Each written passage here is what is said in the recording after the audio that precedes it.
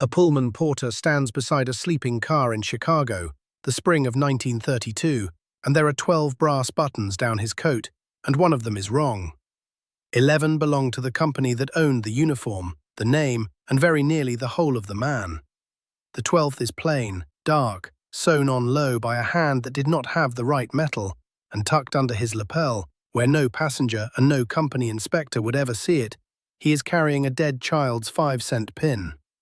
Someone wrote one word on the back of this photograph. The word is before. I have spent 10 years trying to learn what came after. The photograph is a silver gelatin print, 4 inches by 5, the kind a press camera made on a sheet of film the size of a postcard. It has the look of the year it was taken. Deep blacks. Coarse grain you can see if you tilt it to the light. The paper has gone a little warm at the edges, the way prints from the early 30s do when they have spent 90 years in a drawer. A man stands beside a Pullman sleeping car. He is in uniform. Dark wool, double-breasted, brass buttons down the front, a flat cap with a band.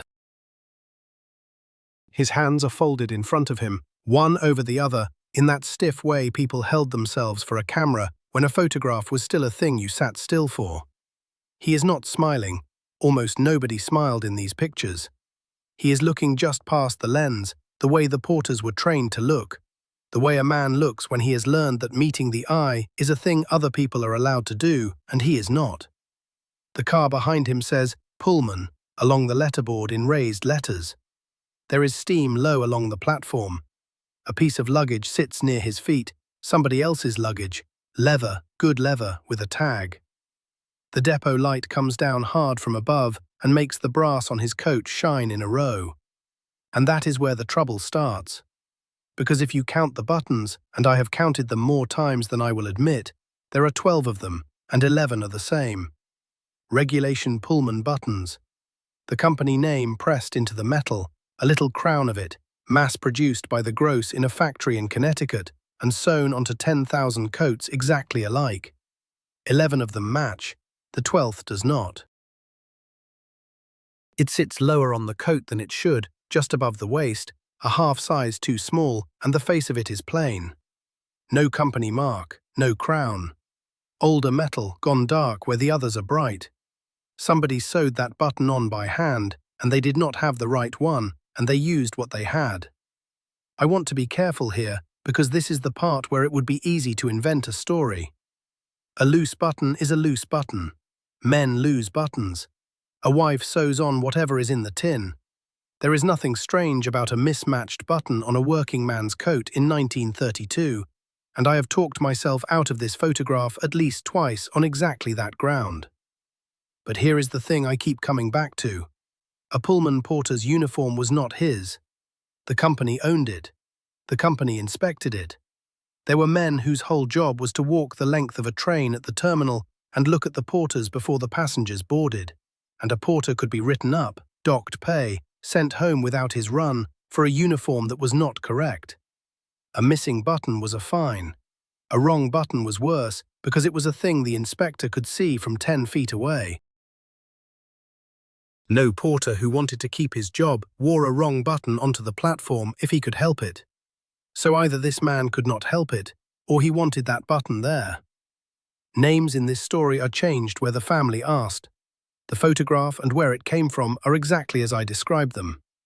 I should say that now, before we go any further, because most of what I am going to tell you is built on records I can show you, and a small part of it is built on what one family remembers, and I am going to be honest every time about which is which.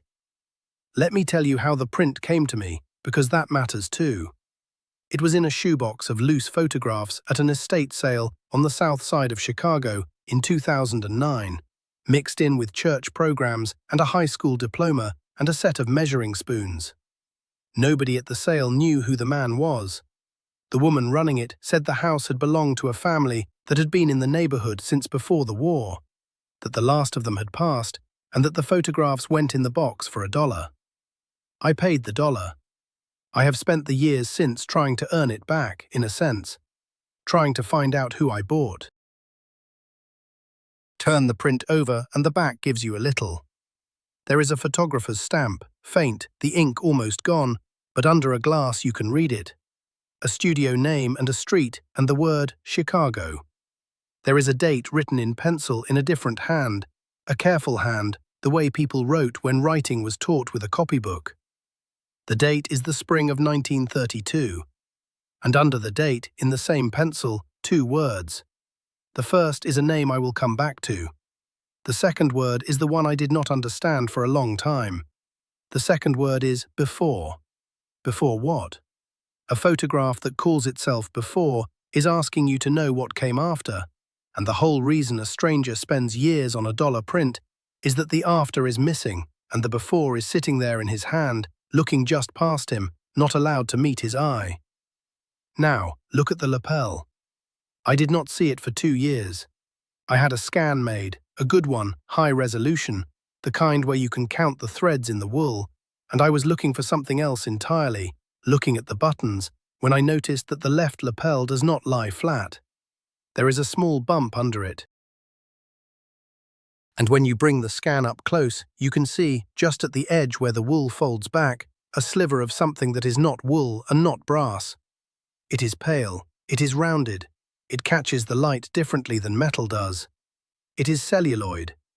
A small pin, the cheap kind, the kind sold at a 5 and dime for a few cents, the kind that was on every child's coat in America in 1930. I have seen enough of them to know the shape.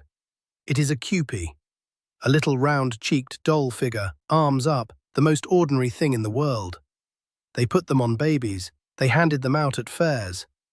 A grown man, in the uniform the company owned, on the platform where the inspector could write him up for a thread out of place, was carrying a child's 5-cent pin under his lapel, where no passenger and no inspector would ever see it. He wanted that button there, the plain one, sewn low by a hand that did not have the right metal. And he carried the pin in close to his chest, hidden, on the day someone took him to a studio and wrote the word before on the back. A uniform is a thing a company puts on a man to make him interchangeable. That was the entire point of it. A passenger boarding the Panama Limited or the 20th Century Limited was not supposed to see a man. He was supposed to see a porter, any porter, the same porter he had on the last trip and would have on the next. A smooth, dark surface of service that brought his drinks and made his bed and shined his shoes in the night and was gone before he woke. The brass buttons were part of that surface. They said, "This man is the company." They did not say, "This man is someone." And then there is one button that breaks the surface. One button that is his and not theirs. And a pin under the wool that no company could see, that belonged to a child. I think the man in this photograph found the one place on a uniform a company could not reach, and he put the people he loved there, and he stood for the camera with them held against him where it did not show, and somebody wrote, "Before." I have spent a long time trying to learn what came after. The next part is what the city was, in the year this was taken, because you cannot find a man without first finding the world that was standing on top of him. And in 1932, the world standing on top of a black man in a Pullman uniform in Chicago was very heavy and very specific, and far stranger than the movies have ever bothered to show you. Stand on the platform of the 12th Street station in Chicago in the spring of 1932, and the first thing you notice is the noise of men with nowhere to be. The trains still ran. The Pullman cars still pulled out of the yards, polished and made up, because the people who still had money still wanted the green velvet and the cut glass and the porter who appeared at the touch of a bell. But the platforms past the gates were full of men in coats that had been good once, sitting on their own suitcases, going nowhere, because there was nowhere left that was hiring. The Depression was 3 years deep by then, and Chicago was one of the worst places in the country to be inside of. A quarter of the men who wanted work could not find it, and that is the figure for the whole city. For the black neighborhoods on the south side, it was closer to half. Banks had been failing in waves since '29. A man could put his money in a bank on a Monday that everyone agreed was sound and find the doors chained on a Friday and a notice in the window, and there was no one behind the notice and no one to ask. Against that, a steady job mattered more than I think we can quite feel now. And a Pullman porter had a steady job. That is the first thing you have to understand about the man in the photograph, because it changes how you read his face. He was not one of the men on the suitcases.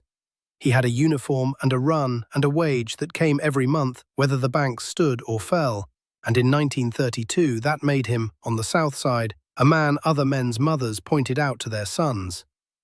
The wage itself was not large. The figures the Brotherhood compiled in the 20s put a porter's base pay somewhere in the low 70s of dollars a month, and I have no reason to think it had moved much by the time of the photograph. Out of that, the porter paid for his own meals on the road, and his own uniform upkeep, and the polish for the passengers' shoes, and in the early years, even part of the cost of the very uniform the company required him to wear. The arithmetic was built so that a porter could not quite live on the wage. He lived on the tips. He lived on the dimes and quarters that passengers left, or did not leave. And a porter learned to read a boarding passenger the way a farmer reads a sky, because the difference between a good car and a bad one was the difference between bringing money home and bringing shame home. To get the tips, he had to disappear into the part the company had written for him. And here is the thing the movies will not tell you, the thing that I think sits under this whole photograph. The part was an insult, and the men who played it were, very often, the most able men in their neighborhoods. The Pullman company hired black men, and almost only black men, for the porter's job, and it did this on purpose, and it said so. The reasoning, laid out plainly in the company's own thinking, was that a class of men kept at the bottom would be grateful, would not organize, would smile and carry and not look you in the eye. What the company got instead, because it was drawing from a people locked out of nearly every other path, was college men. Men with degrees making beds. Men who had been teachers in the South and could not teach in the North, shining shoes in the dark of a sleeping car. The porter who brought your nightcap might have read more books than you owned. He was not allowed to let you see it. And every last one of them, on every train, answered to the same name. The passengers called the porter George. All of them. A man could be 50 years old with grandchildren, and a man could ring the bell and say, "Here, George," and he would come, because that was the name the job wore. It came, the story goes, from George Pullman himself, the idea being that the porter belonged to George the way a man's dog or his horse belonged to him, took the owner's name the way property does. I have seen it written that some passengers genuinely did not know it was not the man's name. I am not certain that makes it better. The porter answered to George and went home at the end of the run and was, to the people who loved him, somebody else entirely. That gap between the name the job gave him and the name his children called him is a thing you should hold on to, because I think it is sitting under that lapel. They had begun, by 1932, to fight it. Not with their fists. There was no fist that reached the Pullman company, but with the slow, dangerous work of organizing. In 1925, a man named A. Philip Randolph had started the Brotherhood of Sleeping Car Porters, the first serious attempt to make a union of these men, and by the early 30s it was still a fragile thing, half underground. The company fought it hard. A porter known to be a Brotherhood man could lose his run, lose his job, find himself blacklisted from one end of the line to the other. Men paid their union dues in secret. They held meetings the company was not supposed to know about. They passed the Chicago Defender hand to hand, the great black newspaper of the city, which printed the things the union could not say openly, and which, a decade before, had done as much as anything to bring these men north in the first place. Because most of them had come from somewhere else. That is the last piece of the world standing on the platform. The man in the photograph, like most Pullman porters working out of Chicago in those years, had very likely been born in the South and come up on a train not so different from the ones he now served. This was the Great Migration, the movement of hundreds of thousands of black Americans out of the Cotton South and into the cities of the North. And the Illinois Central Railroad was the road they came up, the line that ran straight from the Mississippi Delta to the Chicago lakefront. The Defender ran the train schedules and the help-wanted columns, and the letters from those who had already gone, and a family in Mississippi read them and saved, and one day put a child on a northbound train with a one-way ticket and a name pinned to the coat. So picture the whole of it standing on the man in the dark uniform. A South he left, or his parents left, carrying whatever they could pin to a child. A migration north on a railroad, into a city where the banks were failing and half his neighbors could not find work, and his own steady wage was the envy of the block. A company that owned his coat and named him George and counted on his being too grateful to organize. A union he might be paying secret dues to that could cost him everything if the wrong man learned of it. And the work itself, 40 hours, 60 hours awake on a long run, 400 miles of other people's sleep, making beds, carrying bags, shining shoes, appearing and disappearing at the touch of a bell, holding his eyes a little to the side of yours. That is the man the camera found in the spring of 1932. Steady, respectable, carrying more than the company could see. And someone, in pencil on the back, wrote the word before. And the whole question of this photograph is what the world I have just described was about to do to him, and what he was holding under his lapel when it did. I can get closer than the world, though. I can get to the man. Not all the way, I want to be honest about that from the start, but closer than you would think a dollar print from a shoebox would allow. Because the thing about the Pullman porters, the thing that turns out to matter most of all for a man like me chasing a man like him, is that they were written down. The company that named them George kept a record of every one of them, and a great deal of that record still exists, and it is, of all the strange mercies of this work, sitting in a library not 3 miles from where I bought the box. The records of the Pullman Company sit in the Newbury Library, on the near north side of Chicago, in boxes that run to the thousands. When the company finally came apart, the paper went to the library, and what the paper holds is staggering.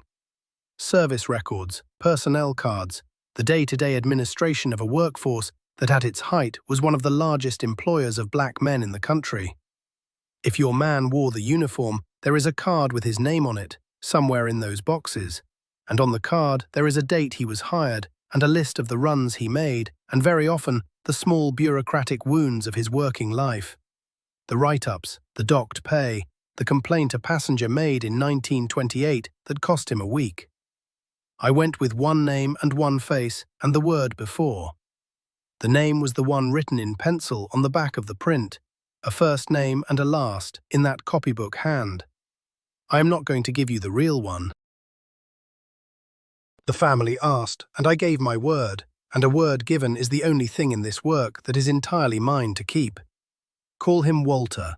It is close enough in shape to the real one that you would not be surprised, and far enough that you will not find him. The first thing the records told me is that there were too many of him. A name that common, in a workforce that large, in a city that size, came back more than once, and for a while I had 3 men who could have been the face in the photograph, 3 Walters who ported out of Chicago in the early 30s, and no way at first to choose. This is the part of the work nobody films. It is weeks. It is reading the same kind of card over and over, looking for the small thing that turns one card from a possibility into a person.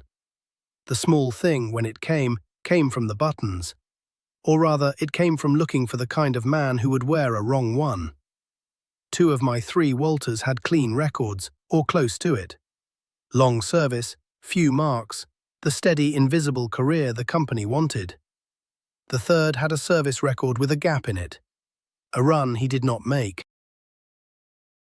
There is a notation in the dry language the company used for everything that this porter was absent from his assigned car on a night run in the winter of 1931, that he had left the car and that he was suspended without pay pending review.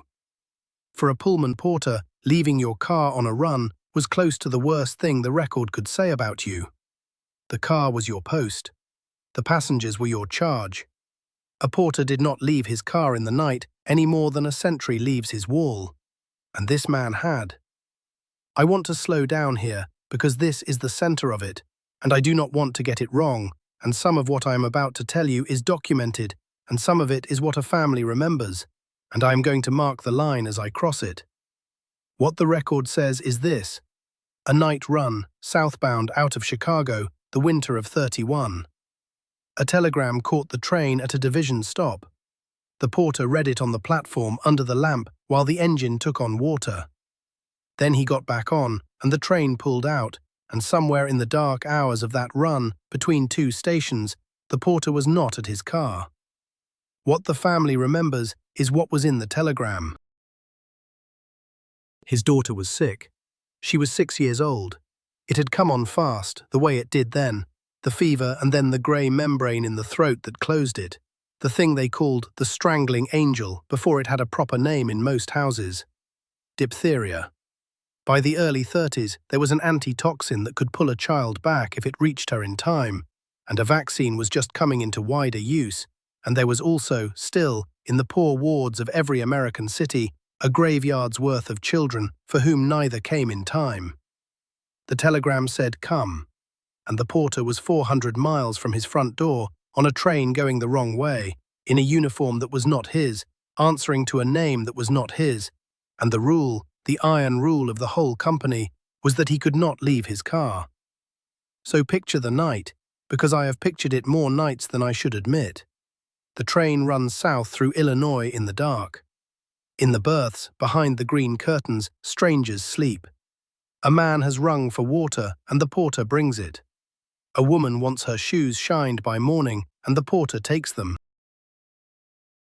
The bell rings, and he comes, and his eyes go a little to the side, and he says, "Yes, ma'am," and "Yes, sir." And 400 miles north, a 6-year-old girl is fighting for a breath in a back room, while her mother holds her, and there is a length of steel rail between the father and the child that he is paid $72.50 a month not to step off of. He stepped off it. The record says he left the car. I do not know exactly what that means. Maybe he stood between the cars in the cold, where the conductor would not see him, just to not be in the berths for a few minutes, just to breathe air that did not have strangers in it. Maybe he sat on the steps. The family does not know either. That part has worn away the way the worst parts do. What is certain is that the company found him off his post and wrote it down, and suspended him without the pay he needed more than ever, and that the girl, by the time the run looped back north and he reached the house, was 3 days buried. She was 6. She had a coat. On the coat, the family says, was a little celluloid pin, the 5-cent kind, a Kewpie, the most ordinary thing in the world. And one of the buttons. I told you I would mark the line, so here it is. The suspension, the gap in the service record, the night run, the absence from the car, that is in the Newbury boxes, in the company's own hand, and you could go and read it yourself. The telegram, the daughter, the diphtheria, the pin on her coat, that is the family. They have no telegram to show me. They have a memory passed down through a grandmother to a granddaughter, and the granddaughter is the one who let me tell this at all, on the condition I change the name. Where the family memory and the paper disagree, I follow the family and say so. Here they do not disagree, they fit, the gap in the record exactly the shape of the grief the family carries, and I have decided to trust that they are the same wound seen from two sides. There is a version of this I cannot rule out, and honesty makes me say it. Men left their cars for other reasons. The notation does not say why. It is possible the telegram and the daughter belong to a different night or a different man, and that the family, doing what families do, has folded two true things into one story because the one story is easier to carry than two. I have weighed it. I keep coming back to the buttons, because the record gives me a man who left his car the winter before the photograph, and the photograph gives me a man wearing one button that is not the company's, sewn low by a hand that did not have the right metal, and the family gives me a daughter with a coat that had a Kewpie pin and lost a button to a father who could not get home in time. A hand that grieves does not always have the right metal in the tin. Sometimes it has a button off a dead child's coat, and it sews that one on, in the place over the heart that the company can see, and tucks the pin in under the lapel where the company cannot. And the man wears his daughter onto the platform every working day for the rest of his life. 11 buttons that belong to George and one that belongs to her. I think that is who he is. I cannot prove the pin was hers. I can prove he left the car. I can prove the photograph wears the button. The rest is the kind of thing you decide whether to believe, and I have decided. Which leaves the word on the back. Before.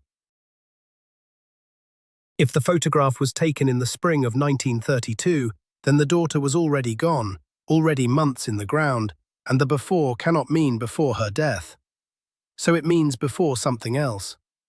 And the company records, it turns out, have one more thing to say about Walter, one more notation, dated later that same year, and it is the kind of thing that tells you why a man might go to a studio and put on the uniform and stand for a portrait with his child held against his chest, where it did not show, and call the picture before. The later notation is short. It says that the porter called Walter was, in the autumn of 1932, named in connection with union activity, and that the matter was referred up. That is all the company wrote, in the dry hand it used for everything, but I have read enough of these cards to know the shape of what it means. To be named in connection with the Brotherhood, in those years, with the company fighting Randolph's union the way it did, was to have a door begin to close.